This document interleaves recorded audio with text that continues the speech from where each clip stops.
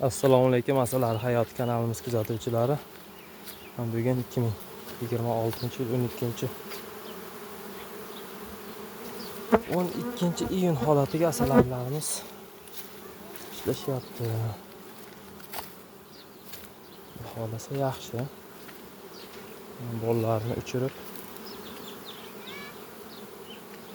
zaxira jangchilar tayyorlayapti-da, olib qaraganda. Ertaga paxta yantoq gullasa, shu bilan bir dalaga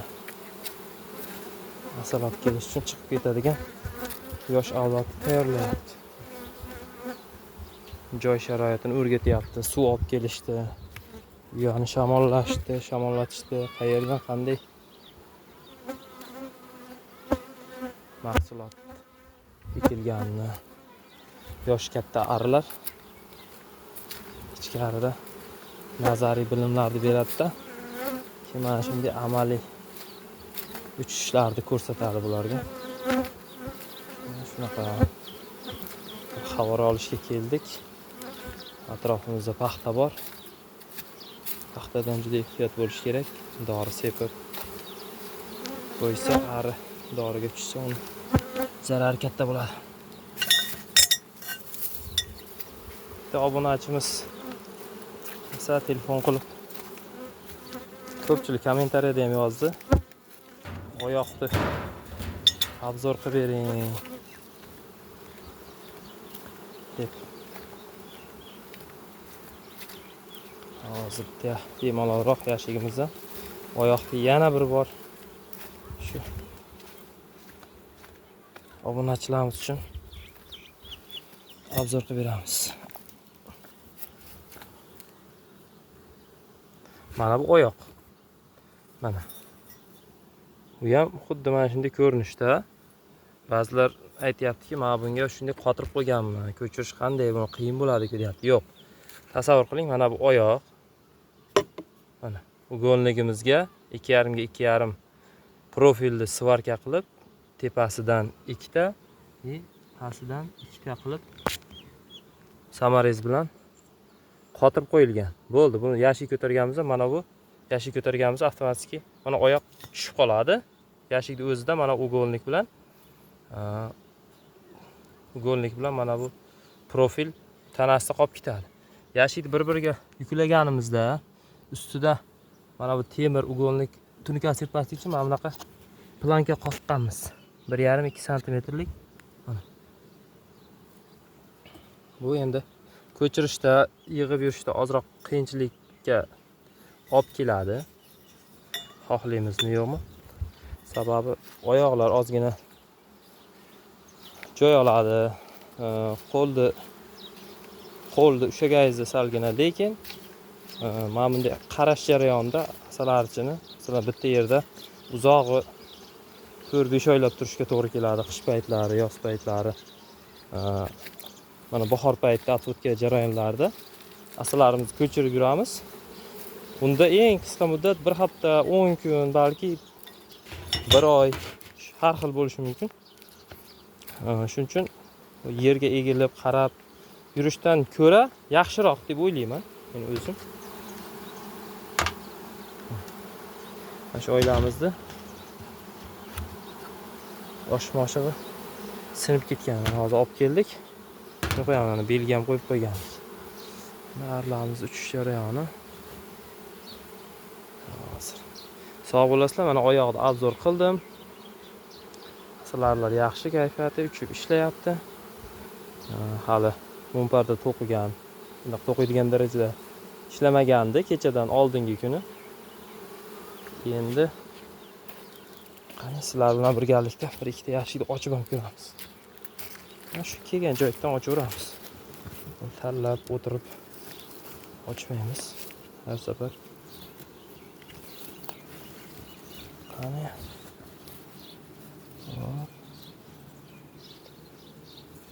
Bunda oqarishlar yo'q. Asal kam.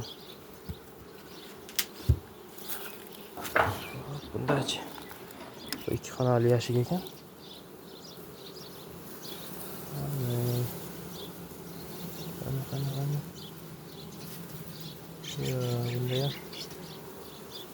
Oqarish yo'q.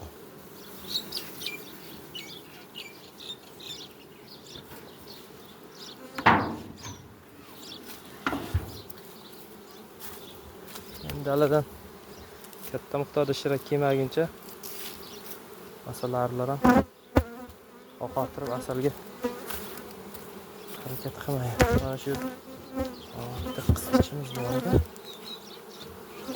Shikkalib qo'yganlikdan. Stamiska bilan sinib turamiz.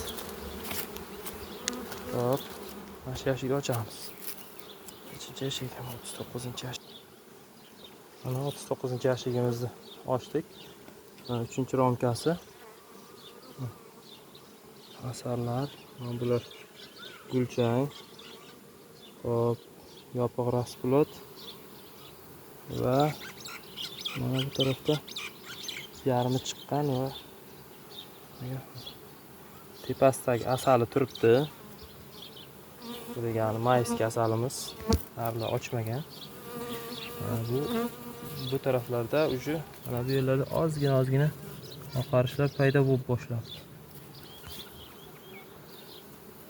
Mana bu 39-yashigimizda oxiri diafragmadan keyingi mumparda qo'ygandik.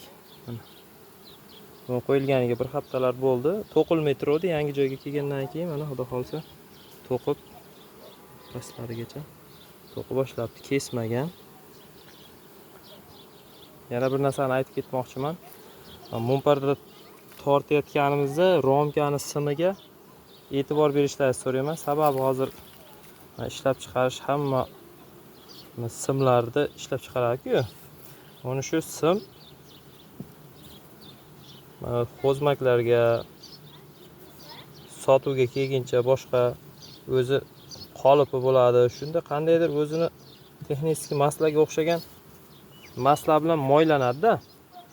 Sababi mana sotuv sklatlari, saqlash omborlarida turgan payti bu siz bilan biz xaridorga yetib kelgunga qadar zanglab ketmaslik uchun ob-havo yog'ingarchilikda qolmagan taqdirda ham havoning namligi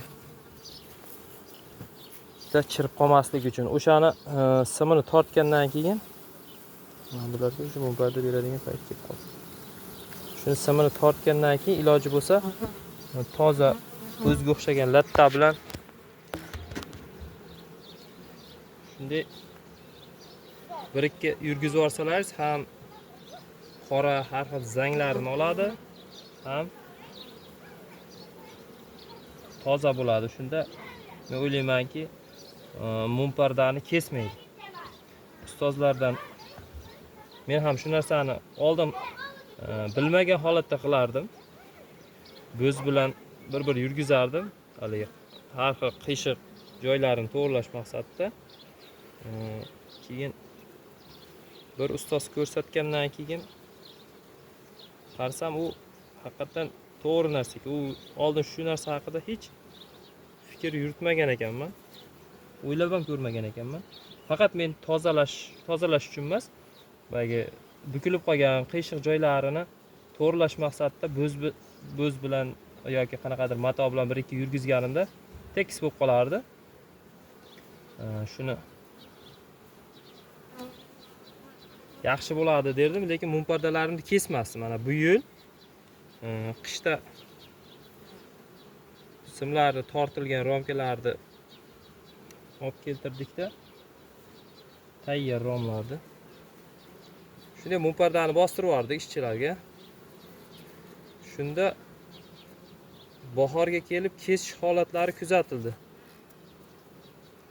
Keyin qarasak u shu o'zimizdan bo'lgan ekan. Tosh jarayonida va shu boyaga aytganimizdek